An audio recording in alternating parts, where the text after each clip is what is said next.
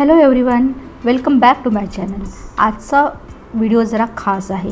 Dry, patchy, flaky आणि texture स्किनवर foundation apply करताना फाउंडेशन विचारपूर्वक निवडावं लागतं, कारण मॅट फिनिश रेडियंट फाउंडेशन आपल्या मेकअप बेसला, आपल्या संपूर्ण मेकअपला चांगला इफेक्ट देत नाही। त्यामुळेच आपली स्किन पॅची दिसू शकते, आपल्या स्किनवरचं टेक्स्चर्स जे असतं ते विजिबल होऊ शकतं। त्यासाठीच आपल्या ड्राय स्किनला प्रॉपरली हायड्रेशन देणारे, मॉइश्चराइज करणारे आणि सोबतच ड्यूई फिनिश देणारे, थोडं रेडियंट इफेक्ट देणारे फाउंडेशन निवडावे लागतात, जे आपल्या स्किनवर एक छानसा ड्यूई इफेक्ट पण देणार, सोबतच आपल्या स्किनला ड्राय होण्यापासून प्रिव्हेंटसुद्धा करणार, वाचवणारसुद्धा। फाउंडेशनची निवड जेवढी इम्पॉर्टंट आहे, त्यासोबतच फाउंडेशनचं अप्लिकेशन टेक्निक हे पण तेवढंच इम्पॉर्टंट आहे।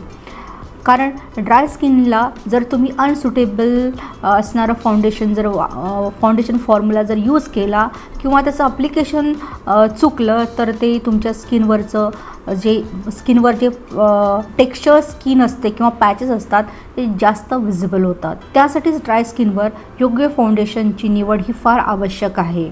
तर आता आपण ते पाहूया।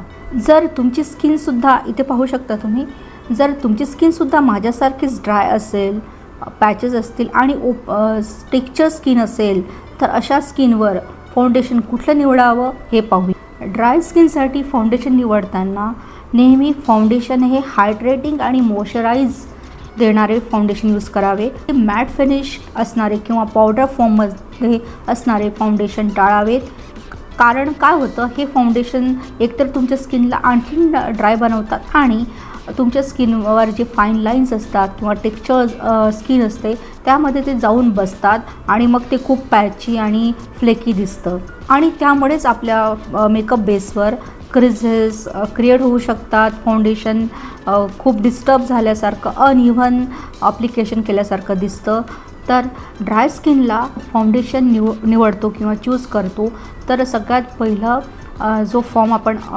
जो टाईप आपण निवडायला पाहिजे तो म्हणजे लिक्विड फाउंडेशन। लिक्विड फाउंडेशन हे तुम्हाला ऑनलाईन आणि ऑफलाईन बाजारात इझिली अवेलेबल आहे। तर या स्पेशली ड्राय स्किनसाठी कुठल्या टाईपचं लिक्विड फाउंडेशन आपण घेतलं पाहिजे ते पाहूया। मोस्टली स्किनला हायड्रेशन आणि मॉइश्चराइज करणारं, स्किन नरिशिंग घटक असणारे म्हणजे इन्ग्रेडियंट असणारे, स्किनला ड्यूई फिनिश आणि नॅचरल बेस देणारे, कव्हरेजसुद्धा भरपूर पाहिजे तसा भरपूर कव्हरेज देणारे, बिल्डेबल असे फाउंडेशन, लिक्विड फाउंडेशन ड्राय स्किनसाठी निवडायला पाहिजे। तर काही तुम्हाला मी इथे ऑप्शन्स देणार आहे। हा व्हिडिओ स्पॉन्सर नाही आहे, पण ॲज एक एक्झाम्पल म्हणून मी तुम्हाला या प्रोडक्टची नावं सांगते। आता तुम्ही बघू शकता इथे हा फर्स्ट प्रोडक्ट आहे PACचा liquid HD foundation. Liquid foundation आहे, खूप छान इझिली तुमच्या स्किनवर तो बफ अप होतो आणि स्किनमध्ये छान मर्ज होतो। सेकंड आहे हा LA गर्लचा फाउंडेशन, लिक्विड फाउंडेशन, हा सुद्धा छान आहे, तुम्ही यूज करू शकता। थर्ड आहे K ब्युटीचं हायड्रेटिंग लिक्विड फाउंडेशन। फोर्थ आहे लॉरेल पॅरिसचं true match super blendable liquid foundation. याचा कव्हरेज थोडा कमी आहे, पण हे पण एक one of the best foundation आहे। जर तुम्हाला हलकासा बेस हवा आहे, जास्त कव्हरेज नको, तर हे लॉरेलचं ट्रू मॅच फाउंडेशन खूप चांगला ऑप्शन आहे। यापैकी कुठला पण एक तुम्ही यूज करू शकता। आता आपण बघूया क्रीम फाउंडेशन। मोस्टली हे स्टिक फॉर्ममध्ये किंवा अशा छोट्या पॉट फॉर्ममध्ये बाजारामध्ये उपलब्ध आहे। हे क्रीमी असल्याने नॅचरलीच त्याचा जो फॉर्म्युला आहे हा क्रीमी आहे, त्यामुळे आपल्या स्किनला ते थोडं आणखीन मॉइश्चराइज करतं आणि आपल्या स्किनचं ड्रायनेस कमी करण्यास मदत करतं। सोबतच ते आपल्या स्किनला छान बिल्डेबल कव्हरेज देतो, म्हणजे आपल्याला पाहिजे तसा कव्हरेज आपण बिल्डअप करू शकतो। तसंच आपल्या स्किनला ड्राय होण्यापासून सुद्धा प्रिव्हेंट करतं। इथे मी तुम्हाला स्टिक प्रोडक्ट सांगते आहे। फर्स्ट आहे हे शुगरचं ace of face foundation stick आणि सेकंड आहे Colorbar radiant cream foundation. यापैकी कुठला पण एक तुम्ही यूज करू शकता। थर्ड फॉर्म्युला जो आहे तो आहे सिरम फाउंडेशन। हे रिसेंटली म्हणजे काही 1-2 वर्षामध्ये बाजारामध्ये इंट्रोड्यूस झालेलं आहे. सिरम फॉर्ममध्ये हे फाउंडेशन असतं. मोस्टली यामध्ये स्किनला नरिशमेंट देणारे घटक जास्त प्रमाणात तुम्हाला पाहायला मिळतात. याचं कव्हरेज थोडंसं बिल्डेबल आहे. तुम्हाला पाहिजे तर तुम्ही तो कव्हरेज बिल्डअप करू शकता. त्यासोबत या सिरम फाउंडेशनमध्ये हायड्रेटिंग सिरमसोबत अँटी एजिंग घटकसुद्धा इन्ग्रेडियंटसुद्धा टाकलेले असतात, प्रेझेंट असतात. तर काही तुम्हाला इथे मी एक्झाम्पल्स देते आहे. पुन्हा सांगते, हा स्पॉन्सर व्हिडिओ नाही, ॲज अ एक्झाम्पल म्हणून मी तुम्हाला प्रोडक्ट्स सांगते आहे. लॉरेल पॅरिसचं infallible 24H tinted serum foundation. Second आहे sugar drop the base serum foundation. आणि थर्ड आहे मॅक्स स्टुडिओचं रेडियंट सिरम लिक्विड फाउंडेशन. थोडं याचं कव्हरेज कमी असतं, पण तुम्ही कव्हरेज बिल्डअप करू शकता या सिरम फाउंडेशनमध्ये. त्यासोबतच मार्केटमध्ये काही टिंटेड फाउंडेशनसुद्धा अवेलेबल आहे. BB किंवा CC क्रीमसुद्धा अवेलेबल आहे. पण त्याची निवड करताना ती तुमच्या स्किनला ड्राय आउट तर करणार नाही ना, याची काळजी घेणं गरजेचं आहे. त्यासाठीच तुम्हाला त्यामध्ये कुठले इन्ग्रेडियंट्स आहे, स्किनला हायड्रेशन देणारे किंवा मॉइश्चराईज करणारे इन्ग्रेडियंट्स आहे की नाही हे ते परचेस करायच्या वेळेला एकदा पाहून घेणं, चेक करणं फार आवश्यक आहे. तर आता आपण म्हणतो आहे की इन्ग्रेडियंट्स स्किनला ड्राय होण्यापासून प्रिव्हेंट करणारे असे कुठले इन्ग्रेडियंट्स आहे, तर ते काही बेसिक इन्ग्रेडियंट्स आता आपण पाहूया. तर फाउंडेशन निवडताना त्यात कुठले इन्ग्रेडियंट्स किंवा घटक आहे हे तपासून पाहण्यासाठी काही इम्पॉर्टंट गोष्टी अशा आहे की पहिले तर ते तुमच्या स्किनला हायड्रेशन देणारं असलं पाहिजे, सोबतच मॉइश्चराईज करणारं असलं पाहिजे आणि स्किनला नरिश करणारे घटक त्यात असले पाहिजे. जर तुम्ही अशा टाईपचे जर फाउंडेशन निवडले तर ते एकतर ते तुमचं स्किनचं ड्रायनेस दूर करणार आणि तुमची स्किन ही किंवा आफ्टर मेकअप तुमचा मेकअप हा पॅची डल दिसणार नाही आणि मेकअपसुद्धा लाँग लास्टिंग राहील. तर असे कुठले बेसिक इन्ग्रेडियंट्स आहे जे बेसिक नाही पण असे कुठले ॲक्टिव्ह इन्ग्रेडियंट्स आहेत जे फाउंडेशनमध्ये असले पाहिजे to avoid your dryness after applying foundation. तर सगळ्यात पहिला इन्ग्रेडियंट इथे आहे हॅलोरोनिक ॲसिड. एक प्रभावशाली आणि खूप इम्पॉर्टंट असा हा इन्ग्रेडियंट आहे जो तुमच्या फाउंडेशनमध्ये असला तर तुमचं स्किन ड्राय आउट होणार नाही. हे हॅलोरोनिक ॲसिड काय करतं, तुमच्या स्किनमधलं जे मॉइश्चर आहे ते लॉक करतं आणि तुमची स्किन ड्राय होण्यापासून वाचवतं. त्यासोबतच दुसरा इम्पॉर्टंट इन्ग्रेडियंट्स आहे म्हणजे जे नॅचरल ऑइल्स जे फाउंडेशनमध्ये अवेलेबल असतात. For example vitamin E, jojoba oil किंवा शिया बटर. हे इमोलियंट फॉर्ममध्ये असल्यामुळे हे स्किनला एक सॉफ्ट आणि मुलायम असं स्ट्रक्चर देतात आणि सोबतच स्किनला न्यूट्रिशन पण देतात आणि स्किनचं पोषणसुद्धा करतात आणि स्किनला ड्राय होण्यापासून वाचवतात. थर्ड जो आहे तो आहे सिरामिड. सिरामिड हा इन्ग्रेडियंट असलेले फाउंडेशन तुमच्या स्किनला ड्राय होण्यापासून प्रिव्हेंट करतात. तुमच्या स्किनमधलं हायड्रेशन आणि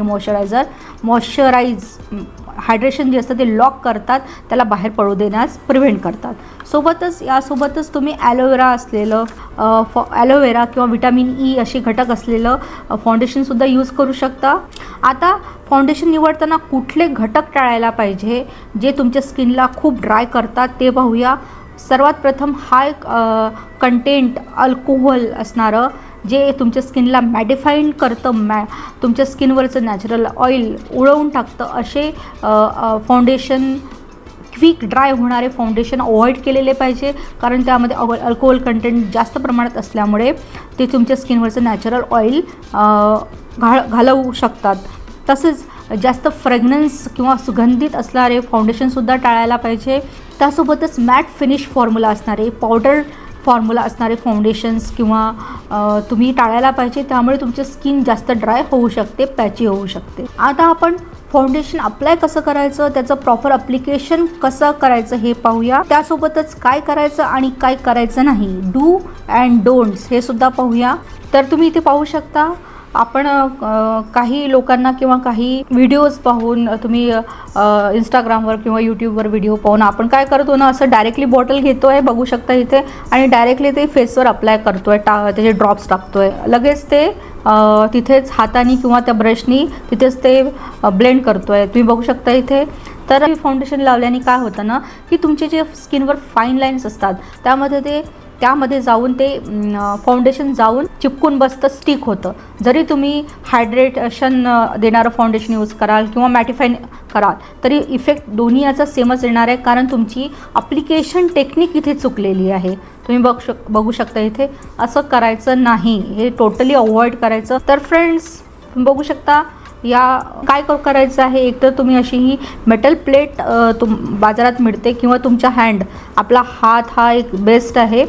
तर यावर 1 किंवा 2 ड्रॉप तुम्ही घेऊ शकता. ड्रॉप फाउंडेशन घ्यायचं. पहिले फाउंडेशन थोडं शेक करून घ्यायचं बॉटलमधलं, कारण लिक्विड फाउंडेशन यूज करतो आहे. छान अशा ह्या डेन्स फ्लफी ब्रशनी ते छान इमल्सिफाय करून घ्यायचं. तो संपूर्ण प्रोडक्ट त्या ब्रशवर डिपॉझिट झाला पाहिजे. बघू शकता तुम्ही. आणि छान इव्हनली डिस्ट्रीब्यूट करायचं संपूर्ण फेसवर. चिकबोनपासून स्टार्ट करायचं. ॲप्लिकेशन व्यवस्थित ते डॅब डॅब करून आपल्याला ते तिथे प्रोडक्ट डिपॉझिट करायचं आहे. बघू शकता डॅब डॅब करते आहे मी इथे. असं हे स्वाईप आउट करायचं नाही आहे, घासायचा नाही आहे ब्रश तिथे, तर डॅब डॅब करायचं आहे. त्यामुळे प्रोडक्ट जो असतो तो इव्हनली संपूर्ण स्किनमध्ये व्यवस्थित मर्ज होतो आणि त्याचा इफेक्ट जो आहे तो छान दिसतो, इव्हन दिसतो. बघू शकता तुम्ही इथे कसं दिसतो आहे. आधीचं तुम्ही बघू शकता की ते कसं अनइव्हन पॅची दिसत आहे आणि आता बघू शकता हे किती छान व्यवस्थित इव्हनली डिस्ट्रीब्यूट झालेलं आहे. संपूर्ण फेसवर लावायचं आहे. आता सोबतच जो ब्रशवर एक्स्ट्रा प्रोडक्ट जो उरला आहे तो प्रोडक्ट एकतर तुम्ही तुमच्या डोळ्यांच्या आयलिडवर अप्लाय करू शकता किंवा कानाला लावू शकता. आणि नेकला मुळीच विसरायचं नाही. जर प्रोडक्ट संपला असेल तर आणखीन एखादा ड्रॉप तुम्ही घ्यायचा आणि पुन्हा सेम ब्रशनी तो इमल्सिफाय करायचा आणि संपूर्ण नेकलासुद्धा तुम्हाला फाउंडेशन अप्लाय करायचं आहे. बघू शकता तुम्ही.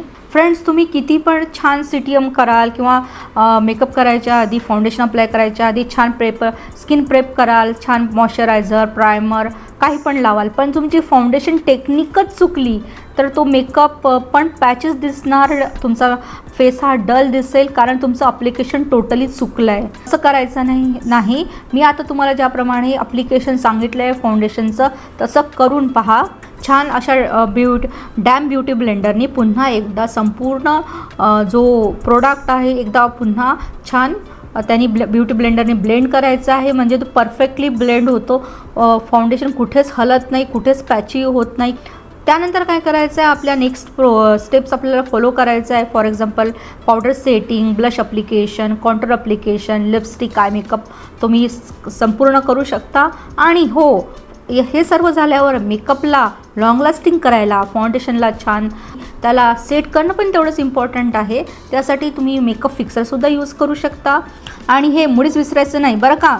आता कळलं आहे ना तुम्हाला की ड्राय स्किनसाठी फाउंडेशन कसे वापरायचे आणि त्याचं अप्लिकेशन टेक्निक कसं आहे, कुठल्या टाईपची फाउंडेशन तुम्ही वापरायचे हे तुम्हाला आता चांगलंच कळलं असेल. स्किनला हायड्रेशन देणारं, ड्यूई फिनिश असणारं, छान कव्हरेज देणारं, बिल्डअप होणारं फाउंडेशन आपल्याला वापरायला पाहिजे. त्यासोबतच हॅलोरोनिक ॲसिड किंवा जोजोबो ऑइल, नियासिनामाइड किंवा ॲलोवेरा असे प्रमुख घटक असणारे फाउंडेशन तुम्ही बाजारातून विकत घेऊ शकता. ऑनलाईनसुद्धा अवेलेबल आहे. आणि बिनधास्त तुम्ही छान ड्राय स्किनवर सुद्धा फाउंडेशन अप्लाय करू शकता. बिलकुल घाबरायचं नाही, बिनधास्त यूज करायचं. ट्राय करून पहा आणि रिझल्ट काय आला आहे ते मला सांगा. अगदी मन लावून संपूर्ण व्हिडिओ पाहिल्याबद्दल खूप खूप धन्यवाद. व्हिडिओला लाईक करा, तुमच्या फ्रेंड्स आणि फॅमिलीसोबत हा व्हिडिओ शेअर करा. आमच्या या चॅनलला सबस्क्राईब करायला मुळीच विसरू नका. तुमचे प्रश्न आणि विचार असतील तर ते मला कमेंट बॉक्समध्ये कळवा. पुन्हा भेटूच एका नवीन इंटरेस्टिंग इन्फॉर्मेटिव्ह व्हिडिओमध्ये. तोपर्यंत हसत राहा, मेकअप करत राहा. Good bye.